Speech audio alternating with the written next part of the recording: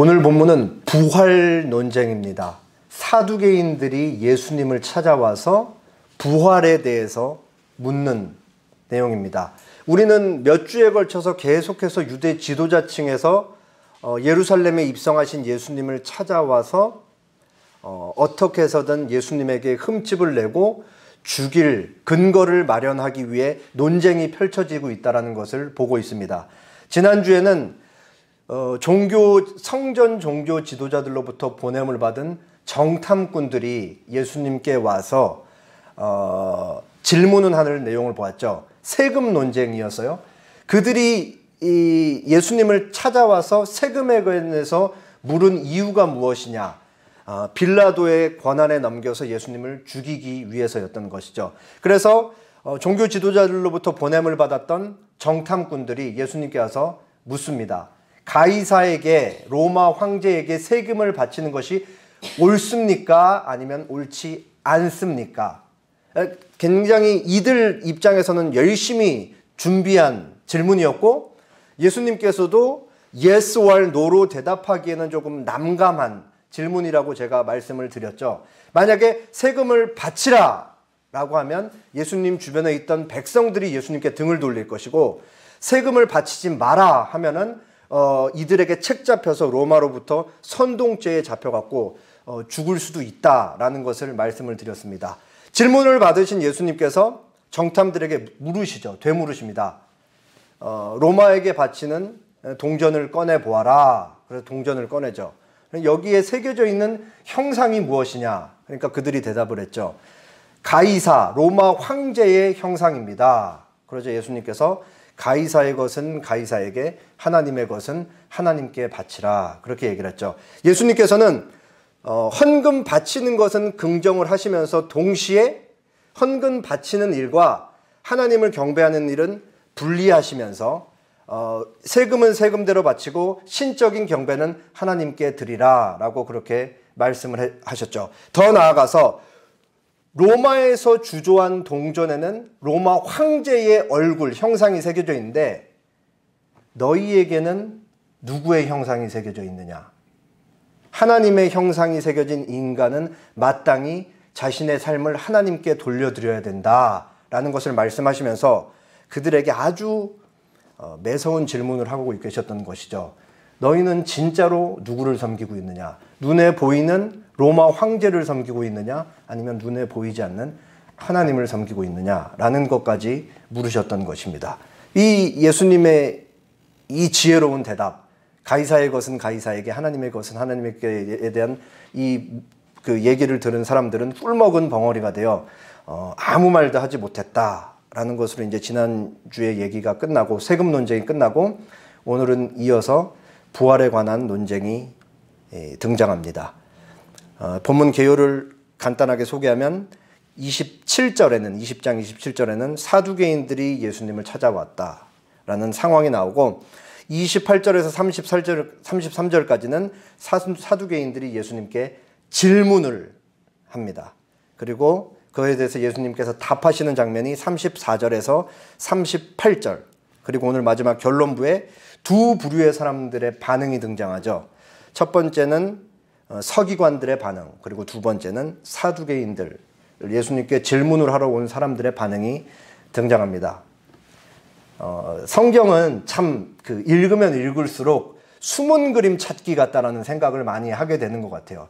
뭐가 이렇게 많이 숨겨져 있는데 처음에 한두 번 읽을 때는 이거에 대한 이해가 잘 안 되다가 깊이 생각하고 또 생각하고 곱씹으면 곱씹을수록 숨은 그림을 참아서 진리를 하나씩 캐내는 것 같다라는 생각을 합니다. 오늘 말씀을 통해서 사두개인들과 바리새인들에 대해서 좀 살펴보고 부활신앙에 대해서 생각해보는 시간을 갖겠습니다.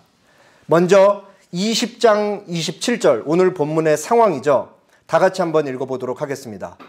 부활이 없다고 주장하는 예수님 당시에 유대사회, 하나님의 백성들을 이끌었던 중요한 두 그룹이 있었어요. 두 부류의 사람들. 하나는 오늘 본문의 주인공으로 등장하는 사두개파, 대부분의 제사장들이 여기 사두개파에 소속돼 있었어요. 그리고 또 다른 부류는 회당 중심으로 있었던 바리새파, 대부분의 율법교사 서기관들이 다 이 바리새파에 속해 있었죠. 그래서 사두개파는 성종 중심으로 자신들의 세력을 구축하고 있었고, 바리새파들은 이제 유대 사회 곳곳에 흩어져서 회당이 여러 군데 있으니까 거기서 구약 성경, 이때 당시에는 신약 성경이 없었기 때문에 구약 성경인 하나님의 말씀을 백성들에게 가르치고 교육함으로써 자신들의 세력을 구축하고 있었죠. 이 한 부류는 하나님께 제사를 드리는 일을 통해서, 한 부류는 하나님께 말씀을 가르치는 일을 통해서 유대 사회에 굉장히 큰 영향을 미치고 있었습니다. 그런데 오늘날 마치 여당과 야당처럼 바리새파와 사두개파와 바리새인들은 하는 생각이 하나부터 열까지 거의 다 달랐다고 해도 과언이 아닙니다. 오늘 본문에는 사실 이 사두개파에 대한 이해가 좀 있어야지 본문의 진위를 조금 더 잘 드러낼 수 있기 때문에 사두개인과 바리새인들을 약간 비교하면서 배경 지식을 제가 소개를 좀 하도록 하겠습니다. 먼저 근거가 되는 말씀인 사도행전 23장 8절에는 이런 말씀이 있어요. 사두개인은 부활도 없고 천사도 없고 영혼도 없다 하고, 반대로 바리새인은 다 있다 함이라. 그래서 사두개인들의 특징을 보면 사두개인은 부활을 믿지 않아요. 부활이 없다라고 생각을 해요. 두 번째로 사두개인은 천사도 당연히 없다라고 얘기를 하고, 세 번째로 이 사람들은 영원히 존재한다라는 것을 믿지 않아요. 영원 불멸을 믿지 않는 거예요. 그리고 네 번째 중요한 것, 이때 당시 유대인들, 하나님의 백성들에게는 구약 성경이 쭉 있었는데 이 사두개파 사람들은 구약 성경 중에 모세가 쓴 5권의 책 있죠. 창세기, 출애굽기, 레위기, 민수기, 신명기, 요 5권의 책에만 절대 권위를 부여해서 그것만 인정을 하는 거예요. 그리고 여기에 해석은 덧붙이지 말자, 가능한 문자 그대로 받아들이자라고 얘기를 하는 사람들이에요. 그러니까 사두개파 사람들이 부활도 없다, 천사도 없다, 영원 불멸을 믿지 않는다라는 것은 모세오경을 근거로 하고 문자적으로 해석을 하지 않았을 때 자기들은 거기서 이런 것들을 발견할 수 없다라고 당시에 주장을 했었던 것이죠. 조금 더 부연을 하기 위해서 1세기에 살았던 유대 역사가 요세푸스가 사두개인들에 대해서 이렇게 설명을 합니다. 사두개파는 영혼은 몸과 함께 죽는다고 생각하였다. 그러니까 이 땅에서 살 때는 영혼과 몸이 같이 있다가 몸이 죽어서 몸이 썩으면 그 순간 영혼도 같이 사라지는 것이다. 몸과 함께. 이렇게 생각을 했다는 거예요. 사두개파는 악을 행하고 행하지 않는 것은 하나님과 아무런 연관도 없다라고 주장하였다. 선을 행하든지 악을 행하든지 그것은 인간 자신의 선택이라는 것이었다. 선이나 악을 행하는 의지는 개인에 속한 것으로서 인간이 각자 자기가 원하는 대로 행하는 것뿐이라는 것이었다. 사두개파는 영혼의 불멸을 믿지 않았을 뿐 아니라 하데스에서의 심판과 형벌을 믿지 않았다. 사두개파의 사상, 인간은 사상의 지배를 받고 그 사상, 생각의 근거에서 모든 말과 행동이 나오는 것인데, 사두개파를 지배하고 있었던 이 사상을 정리하면 아주 간단하게 뭐가 나오죠? 이 땅에서의 삶이 전부다. 미래 내세는 없다. 라는 아주 간단한 사상이 나오는 거예요. 그리고 이 사상이 이들을 지배하고 있었던 것이죠. 죽으면 모든 것이 다 끝난다. 라는 생각이었던 거예요. 자, 반면에 사두개파와는 거의 다른 바리새파의 특징. 부활은 있다. 천사도 있다. 영원 불멸을 믿는다. 이 땅에서 뿐만 아니라 인간이 죽을 때 몸이 썩을지라도 몸은 썩고 영혼은 계속해서 살아있는다. 라는 것을 믿은 거예요.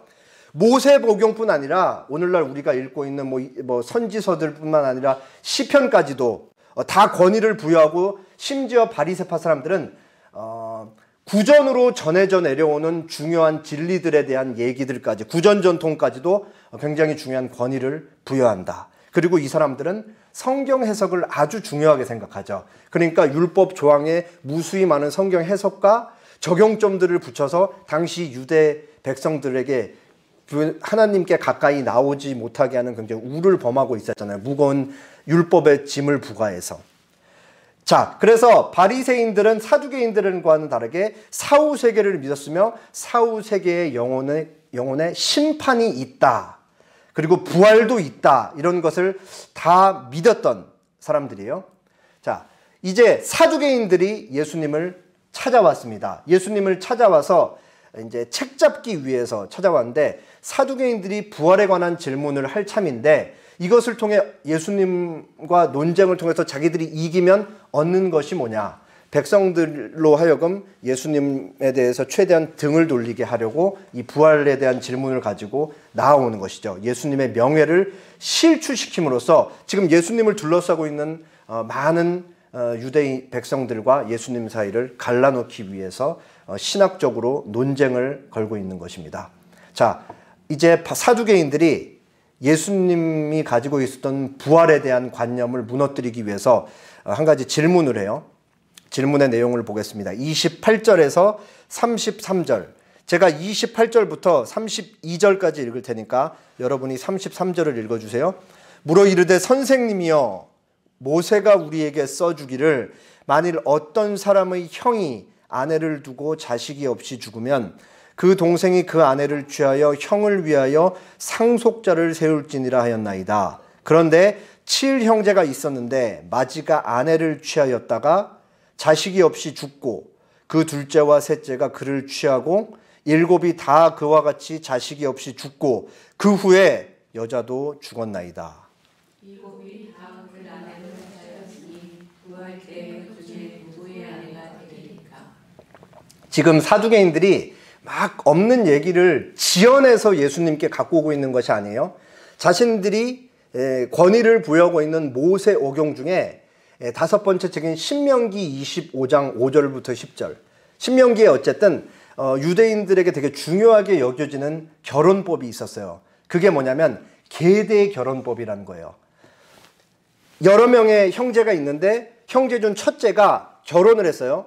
근데 결혼을 했는데 아이를 낳지 못하고 아이가 없이 첫째가 죽은 거예요. 그러면은 그 밑에 남동생은 형수랑 성관계를 가져서 형수로부터 형의 아이를 대신 낳아줘서 땅을 물려받을 수 있게 하는 결혼 제도가 있었던 거. 이걸 이제 유대인들에게 있었던 율법에 기록되어 있는 계대 결혼법인 거죠. 이 계대 결혼법의 근거에서 사두개인들이 예수님께 부활이 얼마나 허무맹랑한 것이냐 한번 대답해 보십시오.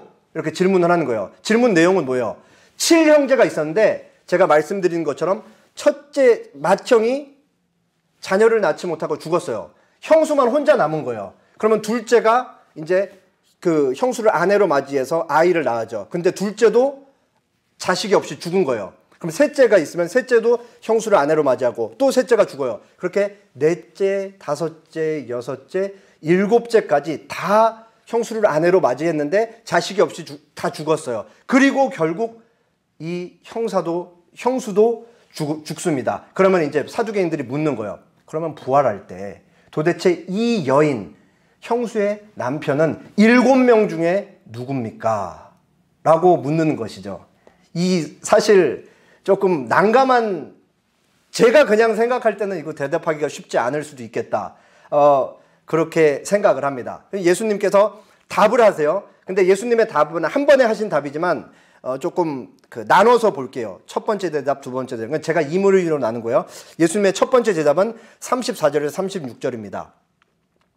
예수께서 이르시되 이 세상의 자녀들은 장가도 가고 시집도 가되 저 세상과 및 죽은 자 가운데서 부활함을 얻기에 합당히 여김을 받은 자들은 장가가고 시집가는 일이 없으며 그들은 다시 죽을 수도 없나니 이는 천사와 동등이요 부활의 자녀로서 하나님의 자녀임이라.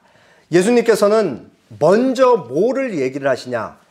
사두개인들 너희들이 나에게 가지고 온 그 질문 자체가 말이 안 된다 라고 얘기를 하시는 거죠. 왜 말이 안 되냐? 너희가 지금 나에게 하는 질문은 철저하게 이 땅에 뿌리 내린 생각이다. 그러나 부활, 내세는 이 땅에서와 전혀 다른 세상이 올 것이다. 그러면서 예수님께서 이 세상과 저 세상을 명징하게 대조를 하시죠. 그러면서 이 세상 자녀들은 장가도 가고 시집도 간다. 이 세상에서 장가도 가고 시집도 가는 이유가 뭐냐? 결혼을 해서 아이를 낳아야지 이 세상의 삶이 존속이 되기 때문이다. 유지가 되기 때문이다. 결혼을 하지 않고 아이를 낳지 않으면 세상은 다 사라지지 않는 것이냐. 그러나 저 세상은 어떠냐? 죽은 자 가운데서 부활함을 얻기에 합당히 여김을 받은 자들, 하나님께 선택을 받아서 부활할 사람들은 장가가고 시집가는 일이 없을 것이다. 왜 없을 것이냐? 그들은 다시 죽을 일이 없기 때문이다. 이미 선택된 자들의 수요가 다 정해져 있고 거기서는 아이를 낳을 필요도 없기 때문에 결혼제도도 있을 필요가 없고 그냥 하나님께 선택받은 자들이 그냥 그렇게 사는, 그게 부활의 삶이다 라고 그렇게 얘기를 하신 것이죠. 그러면서 부활한 사람들이 어떤 존재와 같이 될 것이냐? 천사와 같을 것이다 라고 얘기를 하시는 거예요. 여기서 천사와 같을 것이라는 말은 무슨 얘기냐면, 하나님께서는 천사를 한번 창조하면 천사는 인간과 달리 아기 때의 모습이 있는 것이 아니고 아기 때 유년기, 청소년기, 성인, 노인, 그리고 죽음이 있는 것이 아니죠. 천사는 한번 창조받은 그 모습 그대로 살다가 병드는 것도 없이 나이 드는 것도 없이 죽음도 없이 그렇게 계속 존재하기 때문에 부활 때에는 천사들과 같이 더 이상 나이 드는 것도 없고 죽는 것도 없고 그렇게 계속 유지되는 모습 그대로 살 것이다 라고 그렇게 얘기를 하셨던 것이죠. 그러면서 먼저 이 얘기를 통해 예수님이 부활이 있다, 천사도 있다, 영혼은 불멸한다 라는 것까지 다 반박을 하신 거예요. 그리고 이제 그 다음 이어지는 내용에서 어떻게 부활이 있을 수 있느냐까지 논증을 하십니다. 제가 37절, 여러분이 38절 읽겠습니다. 죽은 자가 살아난다는 것은 모세도 가시떨기에 관한 글에서 주를 아브라함의 하나님이요 이삭의 하나님이요 야곱의 하나님이라 칭하였나니, 하나님은 죽은 자의 하나님이 아니요 살아있는 자의 하나님이시라. 하나님에게는 모든 사람이 살아내리라 하시니. 구약 성경 중에 시편도 그렇고 선지서도 그렇고 부활에 대해 얘기하는 본문이 여러 있습니다. 근데 사두개인들이 모세오경에만 최종 권위를, 절대 권위를 부여하니까 예수님이 모세오경을 가지고 그들에게 부활에 대해서 얘기를 하시는 거죠. 그 중에서 특히 죽은 자가 살아난다는 것을 예수님께서 이제 말씀을 하시는 건데, 모세도 가시떨기에 관한 글을 에서 이렇게 얘기했다. 모세가 쓴 가시떨기 나무에 관한 글이 뭐냐? 가시나무 떨기에 관한 글이 뭐냐? 출애굽기. 그 중에서도 출애굽기 3장을 가리킵니다. 거기서 이제 예수님이 하나님께서 모세에게 계시하셨던 걸 그대로 가져와서 부활에 대해서 얘기를 하시는 거죠. 뭐라고 하시냐? 주를 아브라함의 하나님이요 이삭의 하나님이요 야곱의 하나님이라 칭하셨나니, 하나님께서 모세에게 나타나셨을 이때, 타지 않는 가시떨기 나무에서 모세에게 나타나셨을 그때 아브라함과 이삭과 야곱은 어디에 있었어요? 무덤에 들어가서 다 썩어서 사라져 있었더라고요. 모세의 입장에서는 아브라함, 이삭, 야곱은 다 죽은 사람들이라고요.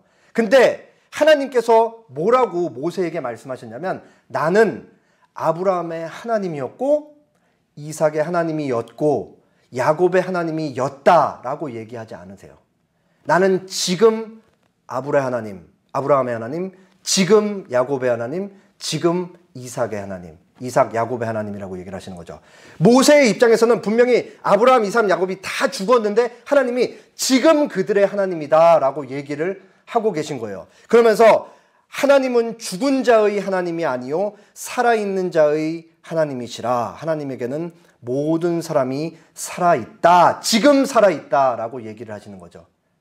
그러니까 사람의 눈에는 무덤에 들어가서 다 썩어져 있는 사람들이 하나님에게는 지금 현재 살아있다라고 그렇게 얘기를 하고 계신 것입니다.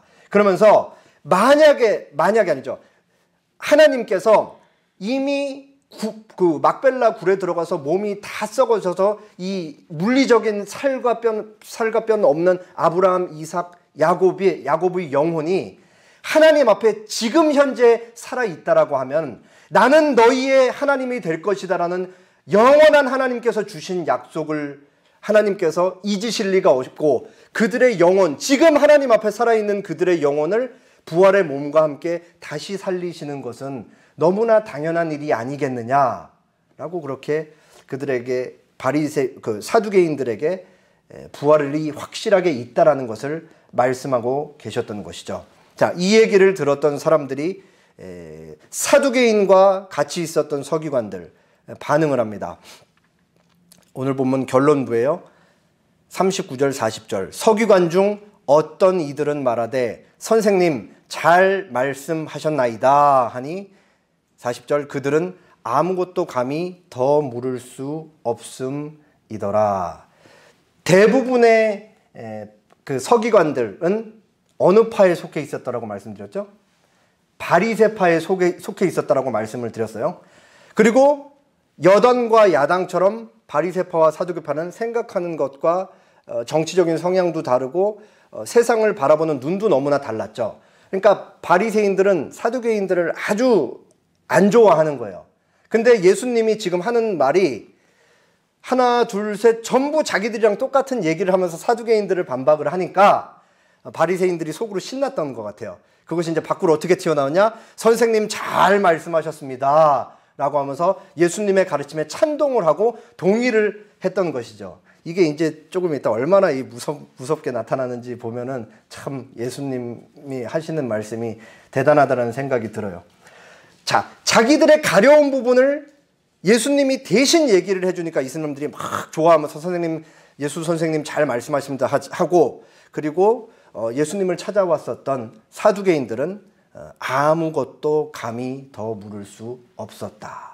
모세오경을 근거로 해서 예수님의 부활이 틀렸다, 부활은 없다라는 것을 입증하고 싶으셨지만 예수님께서 그들이 권위를 부여하는 모세오경을 근거로 해서 부활이 있다라고 말씀하시고 예수님이 말씀하시는 권위, 성경 해석, 성경 이해에 대한 권위가 자기들이 보기에도 너무 탁월하니까 아무 말도 할 수 없이 그렇게 본문이 끝이 나는 것이죠. 오늘 본문은 우리의 오늘 삶을 돌아볼 수 있는 적용점을 제시를 하는 거죠.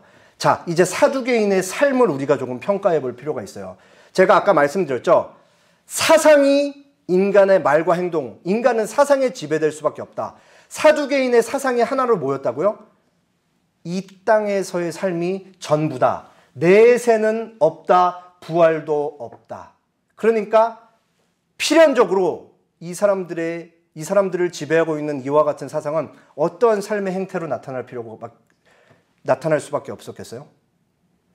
오늘 하루 나에게 주어진 모든 것을 최선을 다해서 누리자.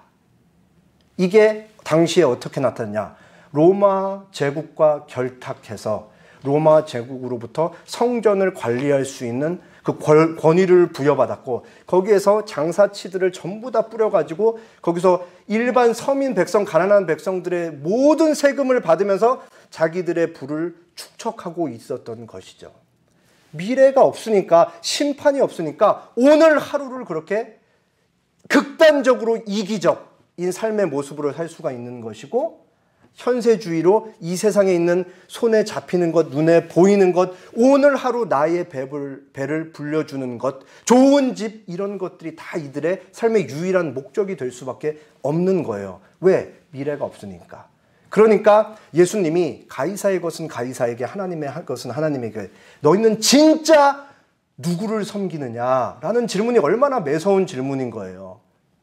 너희는 눈에 보이는 로마 황제로부터 나오는 기득권과 부를 섬기고 있지. 너희는 로마 황제를 섬기고 있지. 눈에 보이지 않는 하나님을 섬기는 사람들이 아니야. 라고 그렇게 얘기를 하시는 것이죠. 이 사람들이 그러니까 예수님을 볼 때 너무 불편한 거예요. 왜? 예수님은 부활을 믿는 거죠. 부활을 믿는데 자기들한테 없는 것을 예수님이 가지고 있는 것이죠.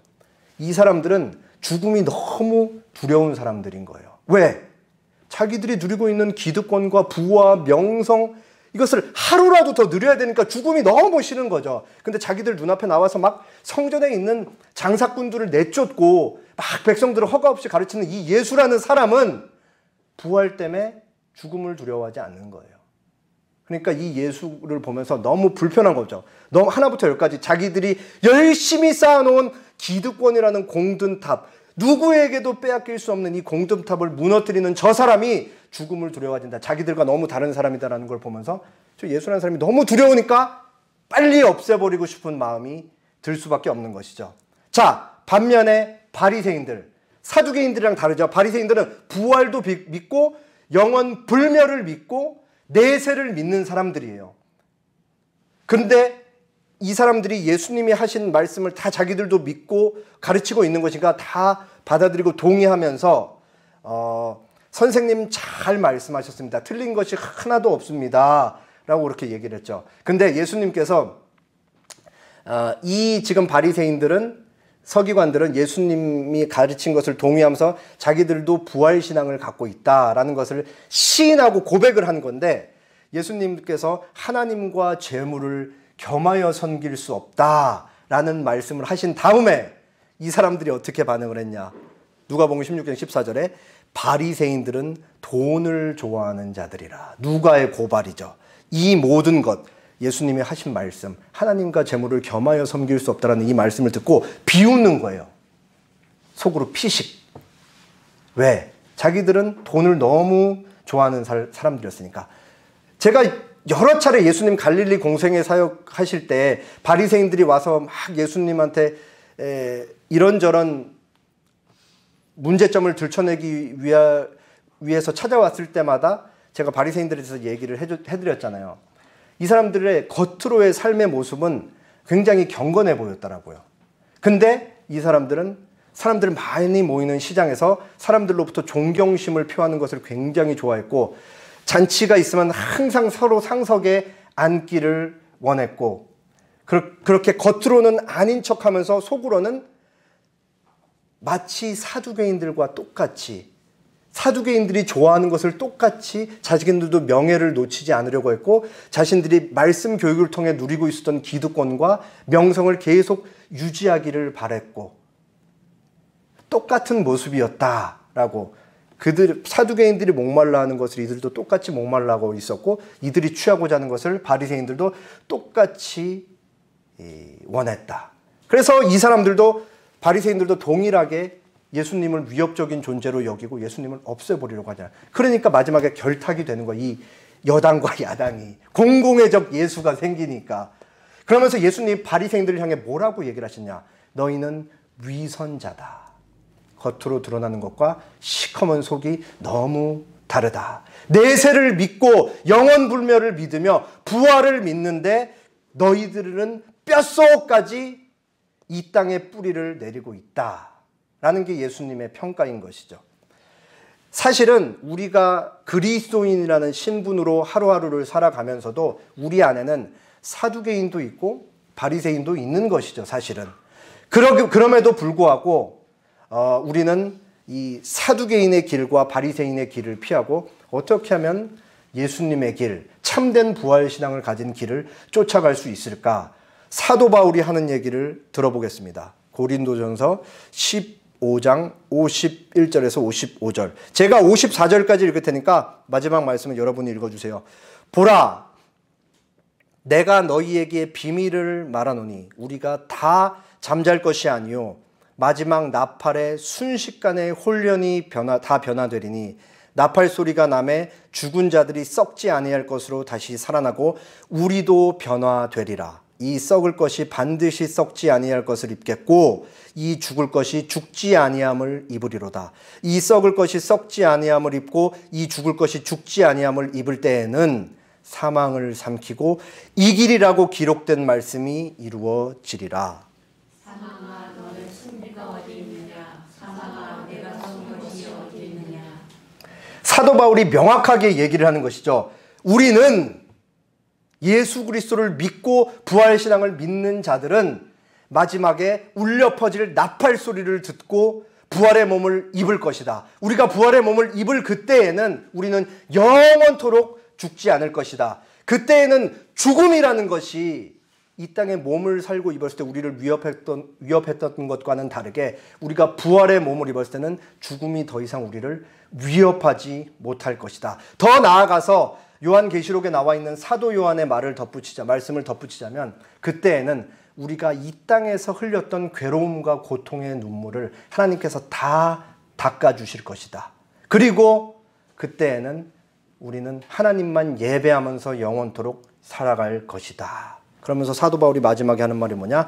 사망아, 네가 쏘는 것이 어디 있느냐? 부활 신앙을 가진 자들에게는 죽음이 더 이상 그를 엄습하고 그를 지배하려 들 수 없다라고 얘기를 하면서 부활 신앙을 가진 자들에게 사도 바울이 권면을 이어지는 내용에서 합니다. 57절 58절 우리 주 예수 그리스도로 말미암아 우리에게 승리를 주시는 하나님께 감사하노니 그러므로 내 사랑하는 형제들아 견실하며 흔들리지 말고 항상 주의 일에 더욱 힘쓰는 자들이 되라. 이는 너희 수고가 주 안에서 헛되지 않은 줄 알미라. 그러므로 죽음으로 이 세상의 삶이 끝나는 것이 아닌 다시 부활할 것을 아는 부활 생명을 가진 너희에게 내가 권면한다. 사랑하는 형제들아 흔들리지 말고 견실하며 항상 주님의 일에 더욱 힘쓰는 자들이 되라. 여기서 주님의 일이라는 것을 단순히 교회로만 제한해서 이해하지 않으면 좋겠어요. 지금 우리 교회에 너무 필요한 거죠. 교회를 위해 열심히 기도하고 교회를 섬기는 일이 너무 중요합니다. 그러나 여기서 항상 주님의 일에 더욱 힘쓰는 자들이 되라 할 때 주의 일이라는 것은 우리가 세상에 나아가서 하루하루 하나님께서 보내신 그 자리를 살아갈 때 하나님 나라를 살아가는 사람으로서 동시에 대한민국에서 시민으로 살아가는 사람으로서 오늘 지금 어떻게 무엇을 하나님께서 나를 보내신 그 자리에서 만나는 사람들과 함께 주님의 일을 할 수 있는가? 그 사람들에게 주님의 일을 할 수 있는가? 그 사람들을 위해 주님의 일을 내가 하루하루 살아가면서 할 수 있는가까지 생각하면서 사는 게 너무 중요하다고 생각합니다. 이 세상은 죽음의 어두운 그림자가 드리운 세상인 것이죠. 그러니까 도처에 그 사망에 관한 그 어두운 소식밖에는 없는 거예요. 물론 이 땅에 살아가는 적지 않은 사람들이 선한 일을 하면서 살아가고 있는 것도 사실이지만 사실은 대부분의 많은 일들은 우리가 너무 몰라도 모르기 때문에 훨씬 어두운 일들이 많이 일어나고 있는 것이죠. 그리고 그 이유는 사망이 온 세상을 지배하고 있기 때문에 그래요. 그 세상 속에 우리는 부활 생명을 가진 자로서 하루하루 우리가 하는 모든 일이 주님의 일이라는 생각을 견지하면서 그 속에서 진리를 붙잡으면서 살아가는 존재로 부름을 받은 것이죠.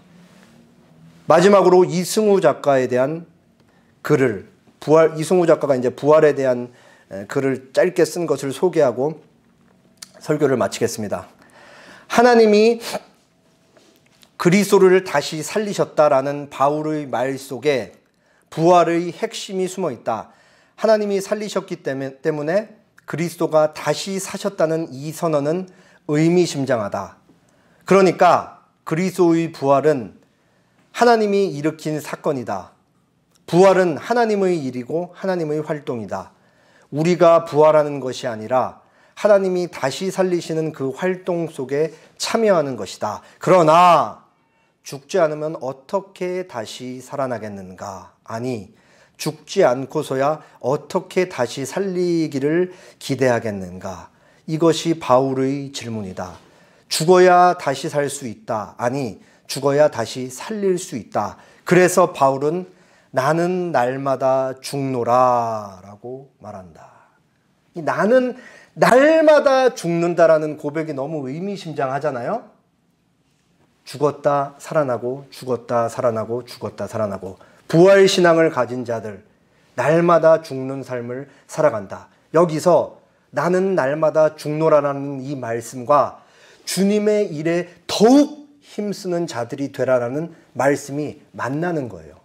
주님의 일에 더욱 힘쓰는 자들이 되기 위해서 우리는 날마다 죽는 것이죠. 날마다. 그렇게 우리는 부활신앙을 매일의 삶 속에서 체현하면서 그렇게 살아가는 것이죠.